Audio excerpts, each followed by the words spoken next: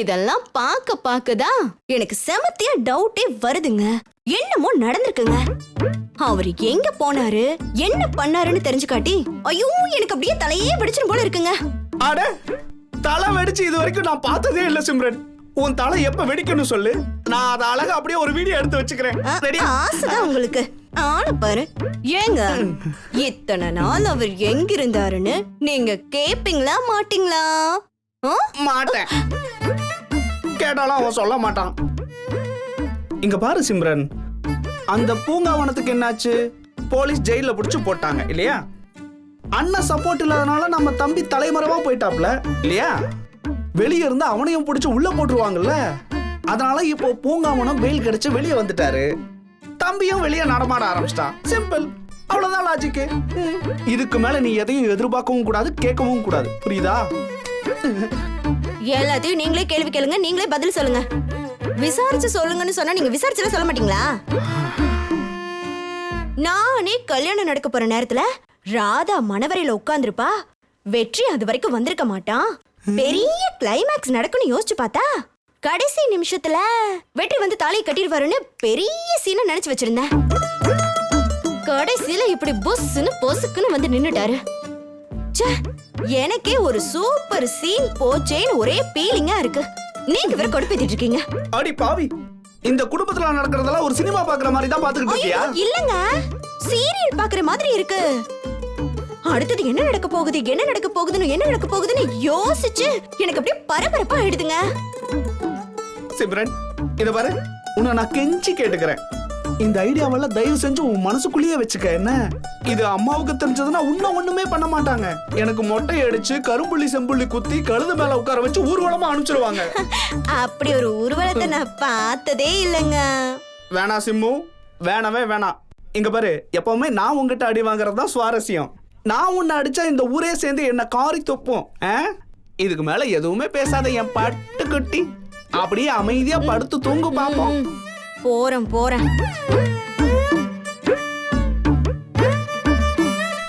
ஏமா, எனக்கு தெரியாம அந்த 500 ரூபாவை நீ ஏதாவது எடுத்த? நான் படுத்தேன்.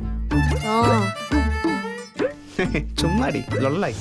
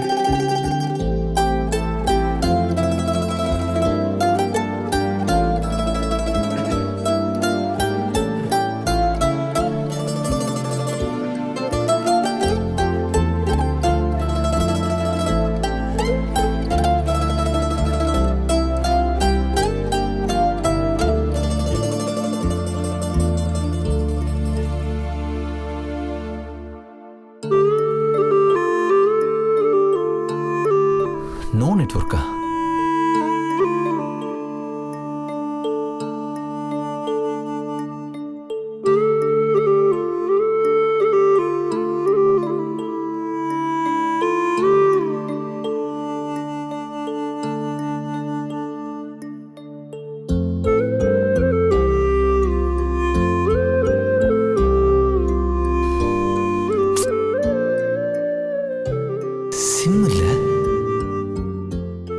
சிம் எப்படி காணா போச்சு? யாரு செஞ்சிருப்பா? ஒருவேளை அபி எடுத்திருப்பாளோ? கால் பண்ணுவோம். சிம்மே இல்லை, என்னத்தை கால் பண்றது? வேற போன்ல இருந்தா கால் பண்ணோம். ரொம்ப லேட் ஆயிடுச்சு.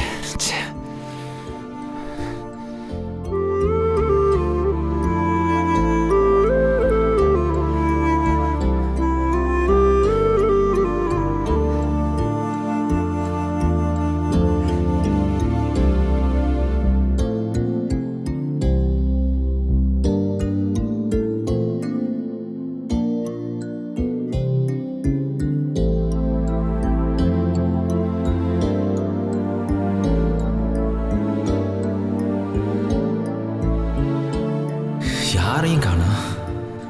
கல்யாணன்ட்ட கேட்கலாமா இல்லை அன்புட்ட கேட்கலாமா? எல்லாரும் தூங்கிட்டாங்க. இந்த நேரத்தில் கதவை தட்டி ஃபோனை கொடுன்னு கேட்டால் தப்பாயிடாது.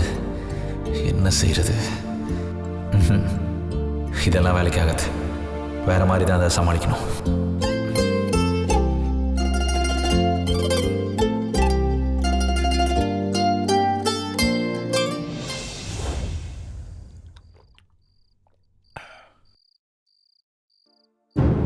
மகன்கிட்ட கேட்டியா? யார்கிட்ட? வேற யாரு? வெற்றி கிட்ட தான். என்ன கேட்கணும் அவன்கிட்ட? சொல்லாம கொள்ளாம எங்கேயோ போயிருந்திருக்கான். இப்போ காலை நொண்டிக்கிட்டு வீட்டில் நடந்துட்டு இருக்கான். என்னாச்சு? எங்க போயிருந்தேன்னு ஒரு வார்த்தை கேட்க மாட்டியா? அவன் எங்க போயிருந்தா என்னங்க? என் மகன் வந்துட்டான்ல, அது போதாதா? விடுங்க. அவன் தனியாளா இருந்தா பரவாயில்ல, அவிழ்த்து விட்ட கழுத மாதிரி எங்க வேணாலும் சுத்தலாம். கல்யாணங்கிறது ஒரு பொறுப்பு. அவனை நம்பி ஒரு பொண்ணு கூட வாழ வரப்போறா. பொறுப்பு இல்லாம இப்படியே சுத்திட்டு இருந்தா என்ன அர்த்தம்? என்னன்னு நீ கேட்க வேண்டாமா? இப்ப கேட்டு என்னாக போதுங்க? என்ன கமலா இப்படி பேசுற? இனிமேலாச்சும் அவன் எங்க போறான் என்ன பண்றான்னு தெரிய வேண்டாமா? இந்த வீட்டுல இருக்க வரைக்கும் அவனுக்கு மட்டும் இல்ல, அந்த பொண்ணுக்கும் நம்ம தான் பொறுப்பு. ஏங்க மறந்துட்டீங்களா? எதை மறந்தேன்? கல்யாணத்துக்கு அப்புறம் வெற்றி இங்க இருக்க போறதில்ல, தெரியுமா? ஈஸ்வரி போட்ட கண்டிஷன் படி அவன் ராதா வீட்டுல தான் இருக்க போறான். ஆமா, அதை நான் மறந்துட்டேன்.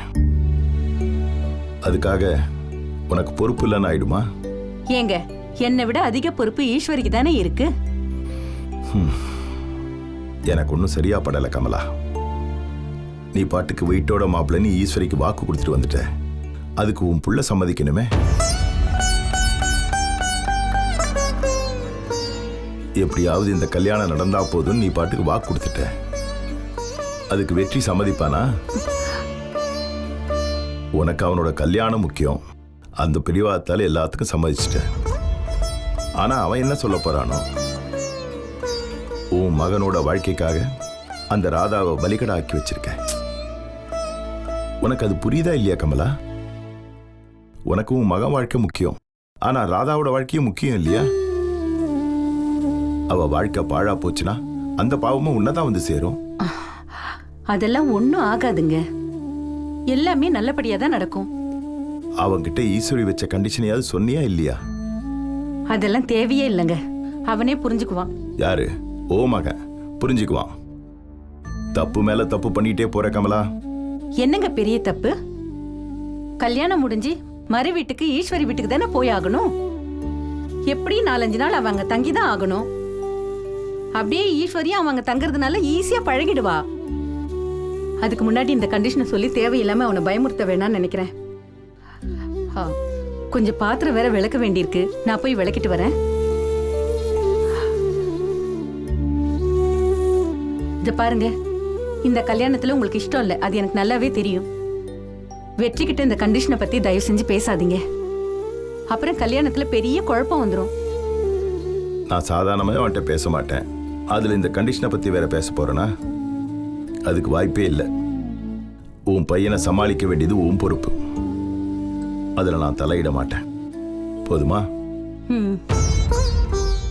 எனக்கு தூக்கம் வருது, நான் தூங்க போறேன். நீ போய் வேலையை முடிச்சிட்டு வந்து தூங்கு. சரிங்க.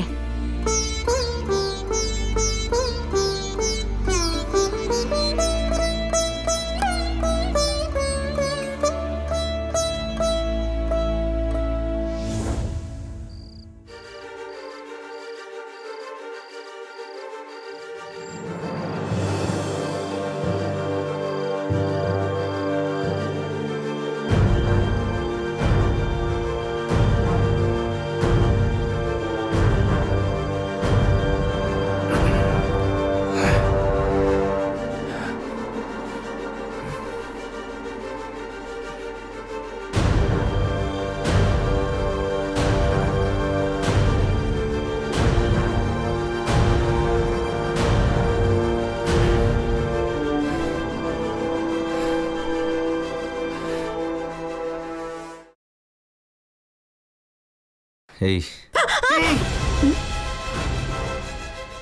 என்ன சத்தம்? ஏய் இங்கேயா வந்த? என் சிம்ம கொடு.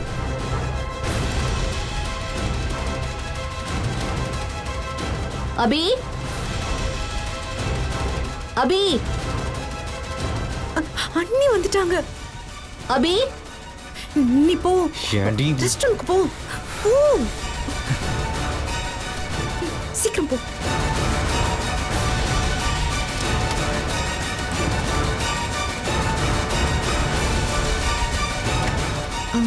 அண்ணி என்னாச்சு அண்ணி? எதுக்கு இப்ப கத்துன? கத்துனா நானா? இல்லையா அண்ணி? இல்லையே, நான் கிளியரா உன் சத்தத்தை கேட்டனே. ஆ, ஓ ஆக்சுவலி நான் கத்தல, நீ பாட்டு பாடினேன். பாட்டு பாடினியா? ஆமா. என்ன பாட்டு?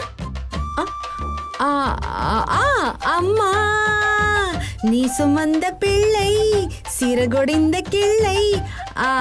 அந்த பாட்டு தானே. என்ன பாட்டு இது?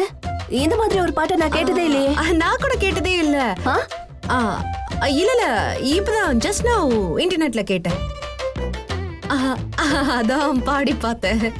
நல்லா இருந்துச்சா? அவ்வளவுதானே, வேற ஒண்ணும் இல்லையே. வேற ஒண்ணும் இல்லையே. நீங்க பயப்படாதீங்க, போங்க.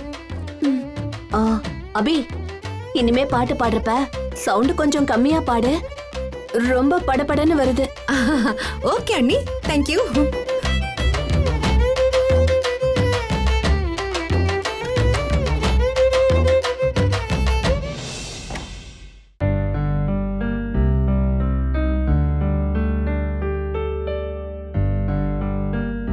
போயிட்டாங்க. ஏய், என்ன பண்ற நீ? என்னமோ ஸ்கூல்ல சுற்றுலா வந்த மாதிரி நீ பாட்டுக்கு இஷ்டத்துக்கு வர, அப்பப்போ போற. என்ன? ஏய், இங்க வரணும்னு எனக்கு என்ன தலையில் தான் என்ன? ஒரு அர்ஜென்ட், அதனால தான் வந்தேன். என் சிம்ம கொடு. சிம்மா மறுபடியும் மாட்டிக்கிட்டான். அது எப்படி இருக்கும்? ஏய், தேவையில்லாம விளையாண்டு இருக்காத. யாருக்கும் ஃபோன் பண்ண முடியல, யார் நம்பர் ஞாபகத்துல இல்ல, எத்தனை பேர் எத்தனை கால் பண்ணிருக்காங்களோ தெரியல. ஒழுங்கா சிம்ம கொடுத்துட்டு போயிடுறேன். இருந்தா தானே கொடுக்க முடியும். இங்க பாரு, நான் விளையாடுற மனநிலையில இல்ல, எனக்கு ஏகப்பட்ட வேலை இருக்குடி. ஒழுங்கா சிம்ம கொடு, நான் போயிட்டே இருக்கேன். சரி, கொடுக்கலனா? அப்ப சிம்மு ஒன்ட்ட தான் இருக்குல்ல, ஒழுங்கு மரியாதையா கொடுத்துரு. முடியாது. போகும்போது சொல்லிட்டு கூட போல, நீ பாட்டுக்கு கண்ணாடியில எழுதி வச்சுட்டு எனக்கு என்ன போயிட்ட? இல்ல நீ என்ன அவ்வளோ பெரிய அப்பட்டக்கரா? எவ்வளவு ஹெல்ப் பண்ணிருக்கேன், உன் உயிரை காப்பாத்திருக்கேன், அதுக்கு நன்றி கடன் இதானா? சும்மா கண்ணாடியில எழுதி வச்சுட்டு நீ பாட்டுக்கு போயிட்டே இருக்க. அடியே, இது விளையாடுற நேரம்லாம் கிடையாது. என் சிம்ம கொடு, நான் போறேன். ஏய், இரு இரு இரு, அது என்ன வாடி போடி? நான் என்ன உன் வீட்டுல வேலை செய்யறவளா? மரியாதையா மேடம்னு கூப்பிடு.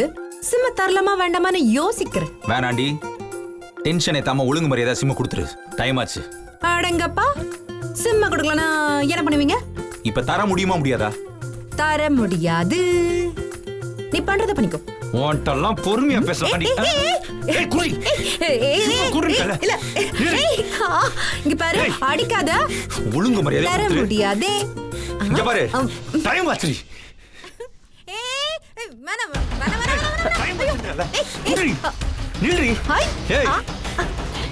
என்ன பத்மா, அபிரூம்ல ஏதோ சத்தம் கேக்குது. ஆமாக்கா, தெரியலையே. சிம்ம கொடுத்து தோடி சரி பேத்திக்கிட்டு. வா வா, என்னன்னு போய் பார்க்கலாம்.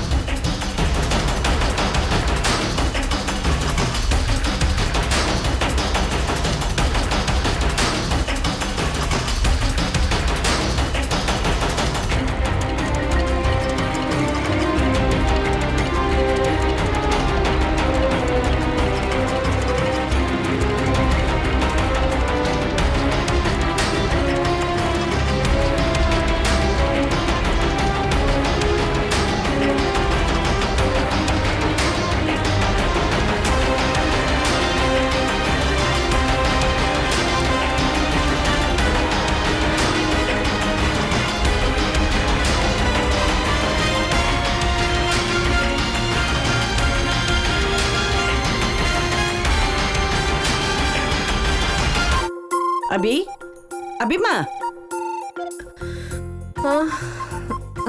என்ன கண்ணு என்னாச்சு? ஆ, என்னாச்சு பெரியம்மா? ஏதோ சிரிச்சு விளையாண்ட மாதிரி சத்தம் கேட்டுச்சு எங்களுக்கு.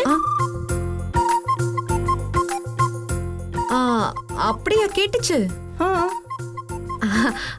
நான் கனவு கண்டேன் பெரியம்மா. ஃப்ரெண்டு கூட விளையாடுற மாதிரி கனவு கண்டேன். ஓ, அத சத்தமா பேசிட்டேன் போல இருக்கு. கனவா? நாங்க என்னமோ ஏதோ நினைச்சுக்கிட்டோம். ஆமா, என்ன இவ்வளவு சீக்கிரம் படுத்துட்ட? ஐயோ போங்களேன் பெரியம்மா. காலையில 2 மணிக்கு மீட்டிங் இருக்கு. அதுக்கு தான் கொஞ்சம் சீக்கிரமா தூங்கி ரெஸ்ட் எடுக்கலான்னு. அடப்பாவமே, இவ்வளவு சீக்கிரம் மீட்டிங்கா? அப்படின்னா அமெரிக்கால பகலா இருக்கும், அதான் நேரங்கட்ட நேரத்துல மீட்டிங் வச்சிருக்காங்க. அப்படின்னா சீக்கிரமா தூங்கணும் அபி. நீ தூங்குடா.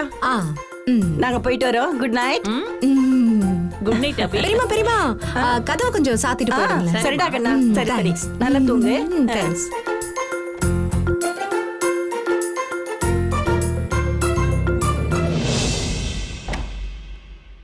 அப்பா,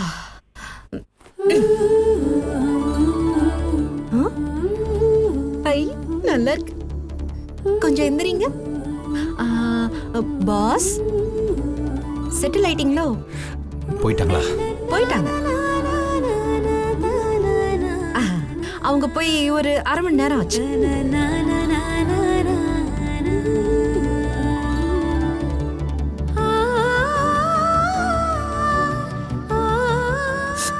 ஏய், shit.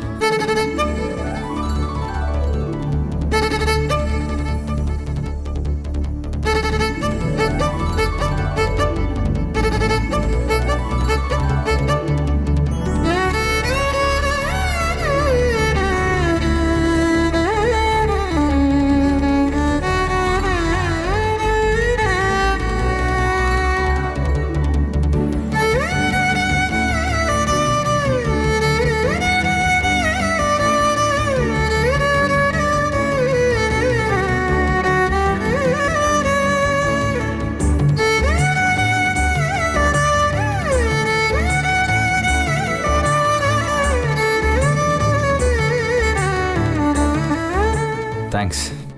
பாரு, நீ எல்லாம் எனக்கு தேங்க்ஸ் சொல்லணும்னா ஒரு 4 லாரி ஃபுல்லா தேங்க்ஸ் சொல்லணும். அதெல்லாம் நான் எதிர்பார்க்கல. கிளம்பு கிளம்பு, காத்து வரட்டும்.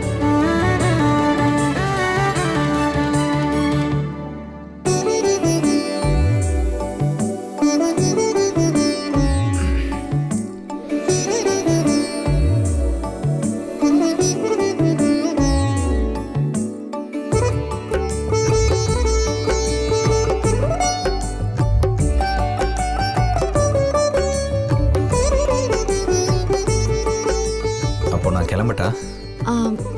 கிளம்பு. இது என்ன கேள்வி?